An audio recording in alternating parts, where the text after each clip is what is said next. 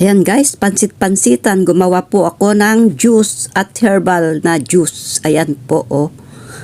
Nakalaga na po ako. Sasalain po natin, lalagay natin sa pitchil guys. Para sa ganun, mainom na natin mamaya. Ayan, sinasala po natin guys. Ayan, tinanggal na po natin yung ano niya, dahon. Pagkatapos nating salain, ayan na siya. O, di ba? Pwede na po siyang inumin guys. Ito po ay gamot sa UTI. Ayan po yung baso, lagyan natin guys. Gamot din po siya sa high blood. Marami po siyang nagagamot guys. Ayan, iinumin ko po ito maghapon hanggang gabi, sa gitna ng gabi.